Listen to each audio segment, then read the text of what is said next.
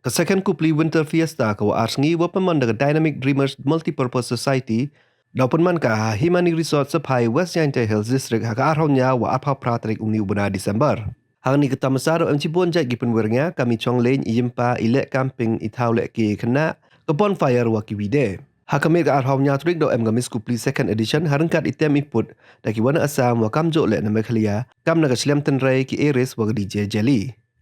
Haka arpau pratrik wan na wan rwai Rito Riba u man le rwai wa pau nam bahayong ke Bollywood rengkat ki rwai asam kam jo le na mekhalia wa kan tup yo Monmi and Johnny ki Black Ember ki Godfather wa DJ Meban.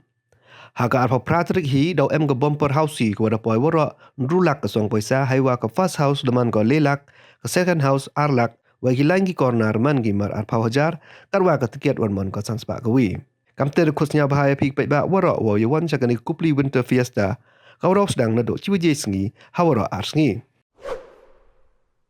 Hello everyone, this is Rito Riba here and I'm making this video to let you all know that I'll be performing live on 28 December 2024 at Himani Resort, Sapai, West Jainte Hills District, Meghalaya. So yeah, book your tickets and be there. See you. Bye bye. Take care.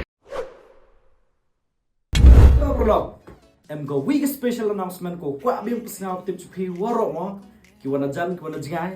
wa how nu benai December punya trek wa ka pra trek daw em ka Kupli Winter Fiesta ko peman le nadunin snam ngai jan sam tu snam man ko hit ha mo to nagaling yung mon mi wo Johnny le to perform gi ha ka pra trek we wa ha ka punya pra trek chi bon gi artist ko daw wan ha tesmi te perlop khot wer ka sang bahai pi wow, yo ban lo pi nang khnam chikete ke sngi mo we udang em cho ke items go pair ki photo booths kini ki Housie kini ki waro kat go kwa pe we yo le chondor go top ki dur style mo te perlo khot ber khot song ba pi sajisian do sao ba pi yo wan chikete ka festival dute do ni khublai chibun save the date ar bunyao ar bukra